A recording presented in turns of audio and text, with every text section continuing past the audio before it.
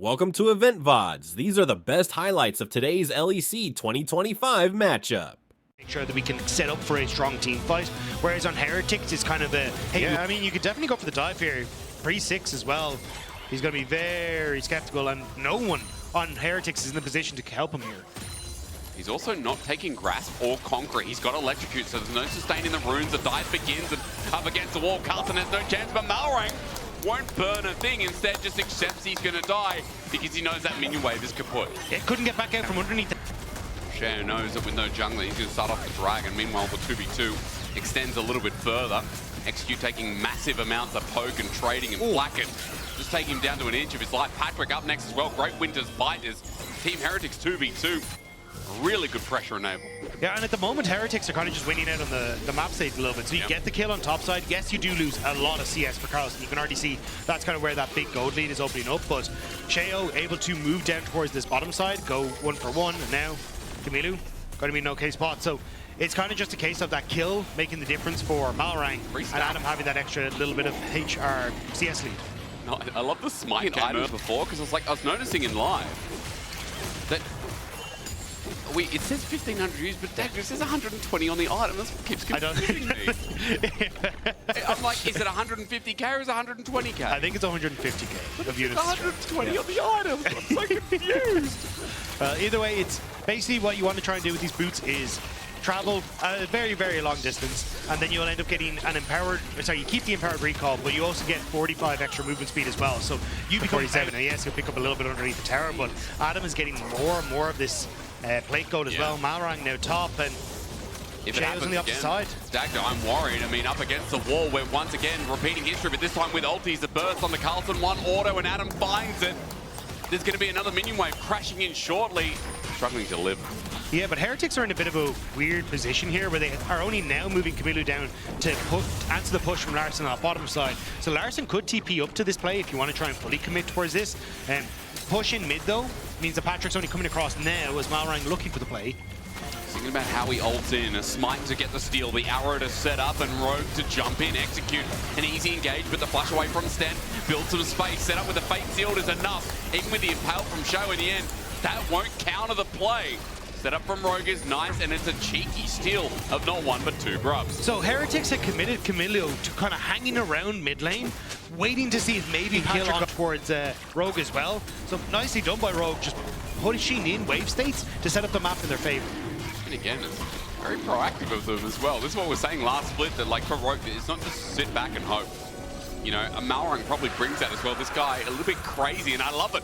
We're continuously diving the lane that has no thought in this game.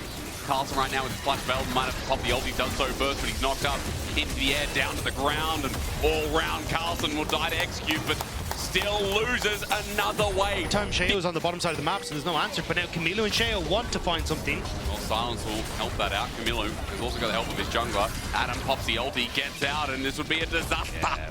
Oh my god, Adam. I'm looking at crit magic. Shadow Flame? Yeah, thank you so much. It was like Shadow Flame's second angle for Adam. Man, I don't know why that was so hard. It's all good. It's not late if you get made. So, see again, we're kind of getting, like, they're attempting on the bottom side, Heretics to make, Rogue to make a play. Yep. Heretics completely backed off. Camilo aware that he was under a lot of pressure, and they're going to trade for Rift Herald on that top side.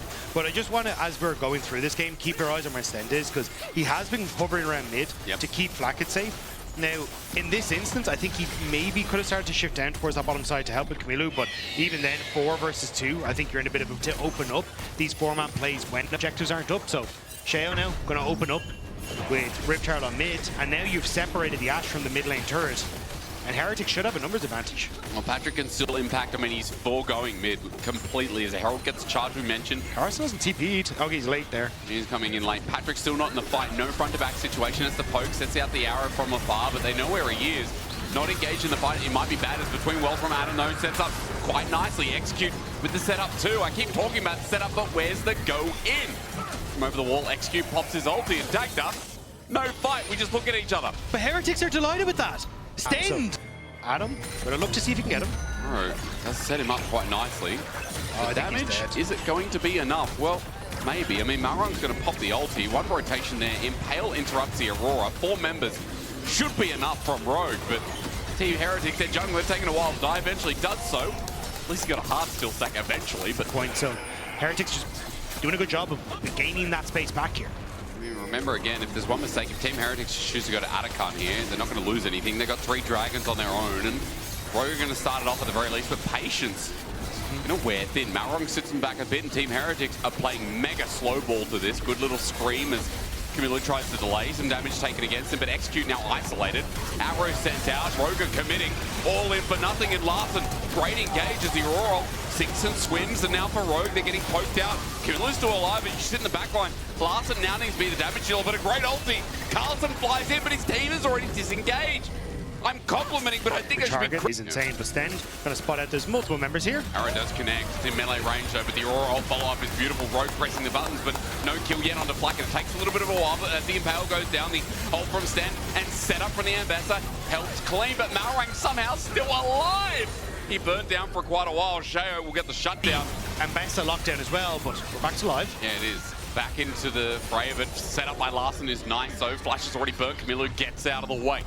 Now that Cho'Gath doesn't have a summon spell active as Rogue. Definitely gonna have 5 members get River first for Team Heretics. This is Soul. And Malrang knows it best, but now he's caught out. He has to queue over the wall, but he's interrupted. Flashes out too, and Team Heretics all just going to eventuality. So Rogue picked the button left-hand side, and Flacket is caught out. Sten might be as well between World from Adam. Setting up nicely the Impale for the return kill, but Rogue are in a 5 versus 3, and they like those odds. Shao gets knocked up. Nowhere near will you go to my man Malrang. A double kill over, and Rogue, when they think about options in the pit going wrong, they look left and see a pot of gold with Blackett and Sten. There is no world where that works out to keep him in the pit, so he has to burn Flash. But it's just the engage on the opposite side. Patrick kind of catching Heretics in transition, and they all fall down. It's been a disaster for Flacket. Like, I can understand where the barrier is coming from. It's like, hey, there's so much backline access with the Vi, the Yone, the Aurora as well, but not having cleanse and mighty good as teleport behind. Team Heretics were moving up. It's a double, you're right. Adam and Larson moving into position. And Cho'Gath has no chance as the Adam is mega fast here.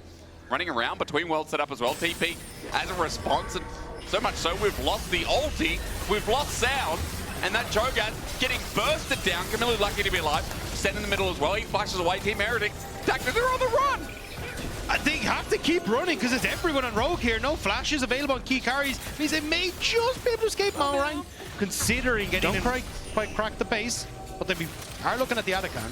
Now I'm going to have a crack at something else, that's right. So that as they begin, Sheo needs a mighty steal here. Remember, it is the floral kind, so you can pick some up for your partner, but only if you can sneak in and maybe get them for free off the floor. Don't tell your wife that. Is 6k, 5k, 4k. No one wants flowers off the floor, Dacta, but you're not going to find them. Instead, you're going to find a fight. Aurora between worlds sets up nicely, and look, Rogue press the go button, now playing in front to back. It's a 1-for-1 so far as Rogue get a little bit low and Execute. The ulti's not going to save his life. Again, Rogue set up the fight, but I thought it was going to be better than that. Well, this is a strange game. Heretics have more damage in the tank. This is kind of where that composition comes alive. It absorbs so much of that pressure and prevents the follow-up. And now Rogue, when they keep going, Carlson matching at him. Here we get poked out. Electrocute helps out a little bit, but Rogue, they've got to run up to the Atacon. It's going to be taken away right in front of them. Malrang with a steal potentially, but Team Heretics, they're on top of this. Nice arrow. Atacon goes down. Team Heretics going to get all the flowers here, plus the percentage bonus on the neutral objectives that they have. And suddenly that Baron isn't looking too powerful. And they are not just cheering, they get the extra 25%. Oh, here we go. Excuse me, the ult sets up. The arrow brings it back into fruition. Blackett isn't dead yet though, until Adam jumps in under turret. Miller comes in with the TP. Under turret, they're going to take it down. That's Rogue doing the damage. Sheo, a 2-man Impale. Execute pops the ulti. An all-in. A wombo set up, but for Rogue, the damage is not flying fast enough from Patrick. I cannot make heads or tails. But at least their damage in their kit is scaling up. I mean, by the way, 0-0-10 on Patrick's side. That is a support Ashe this game. Is Teleport going to be channeled. Team Heretics 5 members in front. They want the soul. They want it now. Malrang for the steal behind the pit. 5k, 4k, 3k. Steal territory. No way. Not against the Cho'Gath. That's what you think, and that's what you know. Ocean Soul's now picked up for Team Heretics. This 5v5 should be theirs, and Flacket going on, buy some time. Rogue need to get the hell out of there because no one's dying. Larson for the back of pit, runs for his life. Carlson says, finally, it's my game to play. He's been behind 4,000 gold in this single game one, and Team Heretics some way, bring themselves back. The Ocean Soul in their back pocket and that gold lead. And he just goes golden. Says, no, not going to happen this time.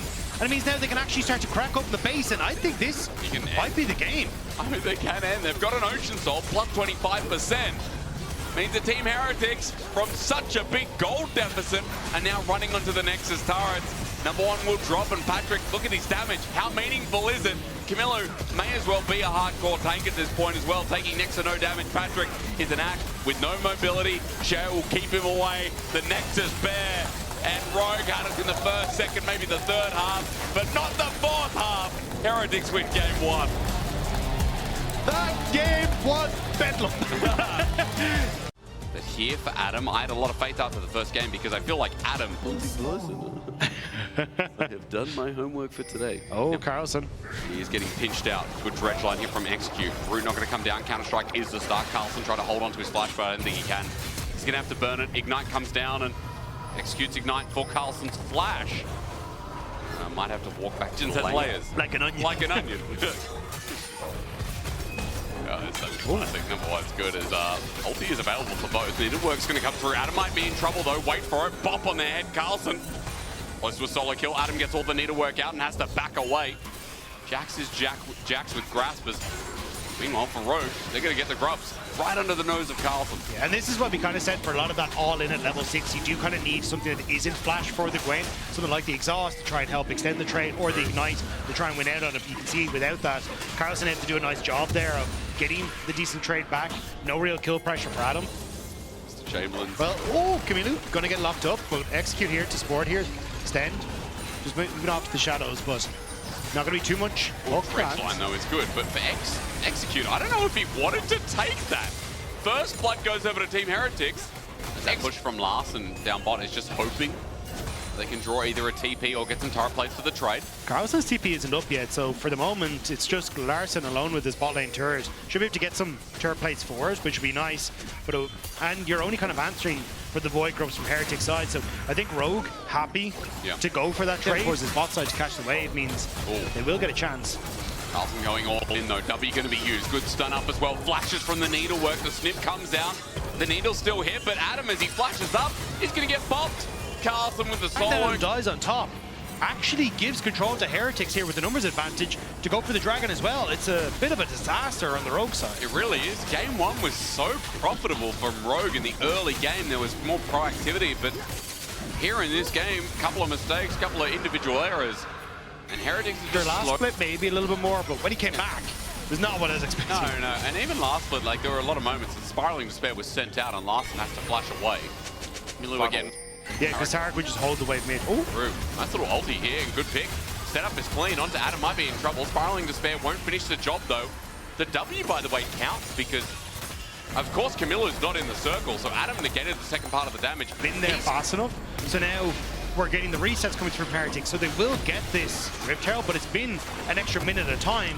And now there's 30 seconds until Dragon, which is potential sole point here for Heretics, and they're way more interested in setting up the vision around that. So this is where, like, these moments where you're staggering or you're stumbling to decide on what you want to do hurt Rogue in the long run. I think that's what, you know, I mean, the lore is literally in the client. Oh, it's Mordekaiser or something. Yeah. Why? I'm not going to lie. Oh, I just skipped it. Okay, well, no, you might have to. Adam's in trouble. He's already flashed away, but he's rooted up and everyone's on top of him. Carlson makes it so easy. Second kill for him, and right in front of Atakan, that's an easy start. But noticing, teleport going to be channeled to mid. Camilo very nervous about Rogue moving down with the hook. The hook is there. There's the pick off as well. Stender's going to find an easy charm. Execute is just dead. Malrang as well has to flash away from the counter-strike. Rogue are now stuck with 4, and their primary engage is down. Adam Execute ends up going in, but you hadn't even got the resets from Rogue finished yet. Adam was still trying to make his way out of base, and now going to lose soul. And mid lane turret. Carlson's almost going to get mid. He might die for it. No, Patrick can't follow this. Weaver's Wall can, though, and Carlson gets a demand of 3 people. Flash away. Adam, seismic shove, and Malrang. Meanwhile, he's dead to Camilo. Rouge are doing nothing. They're just... It's Hextech Soul. Right now for Rogue, maybe setting up for a pick to get their first kill of this game, but they're on a wall themselves. Execute walking through, he's going to flash. Camilo uses it as a bait, but for now, the poke is still there. First kill. Rogue finds something. Larson had to flash again. Bro loves using his flash. His execute is just on the wrong side of dodge. He's now dead. So it ends up being a trade. I can't talk positively about them as with the Glacial Prison, Malrang drops as well. Baron's up in 20 seconds. Head of this stage, so it will be Atakan, which is the first to spawn. They will take it, and with your jungler not up for another 20 seconds, I don't know if they can immediately move up towards the Baron afterwards, but they will also lose the mid lane turret for this. So I think you still have a chance here as Rogue to try and defend the Baron play, but it's looking grim. Really is. Atakan goes down, GA enabled. Particularly for flowers. When you're really thirsty as a flower, you need flourishments. And so when you foundationalize what Team Heretics have done in this game, you're looking at only good things. Now, Baron is just being taken by two men from Camilo, from Cher, going to be spotted out. This might give it a little bit of an opportunity to Rogue. Maybe Dagda? Maybe, but yeah, they're just going to turn and burn on towards Rogue as they try and enter here. And they have no vision, so they don't know that it's actually been stopped. Execute's dead in an instant. Larson with a good ulti, but Carlson is zoning out three people. Seismic shove, but Carlson has a GA and he's taking no damage.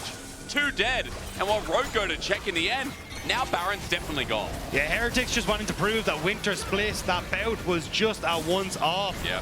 Well, Camilo needs a little bit of help. He's going to get flashed on. I mean, for Adam, fair play. He's going to go into GA, Stend as well.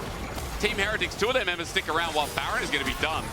True Shot Barrage can attack Dagda. They are low.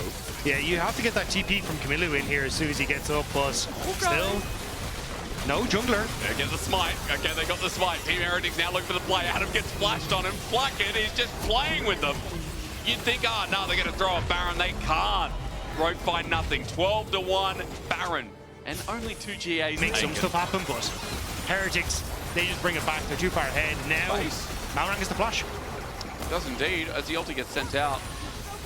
Carlson pops down another turret, and you can see the Red Bull Baron power play is going to start compiling. Cher does have to flash away, though, but Carlson is going to spin to literally win, and Adam runs in, just about to die. True Shot Barrage with Hex Next Soul. Yucky. Carlson goes golden to save his life as the poke is coming through left and right. Camilo does it as well. 4 kills on this mid, and they're going to run into the base. They're breaking the sound barrier, literally. Team Heretics with a minion wave behind them, too. We're just trying to end the game. They're sick of this. They got dinner plans stacked up. Well, it looks like they're eating up Rogue as they start to move over towards that middle wave as well. The tower soon to fall. Sheo a little unhealthy, but still kicking. Blackett is just diving underneath this last Nexus turret. Nexus spare, one more kill to add to the mix. Team Heretics. Game 1 might have been close. This huge comeback, but Game 2 was a sleeper. They put Rogue to bed 2-0 to open up the LEC spring.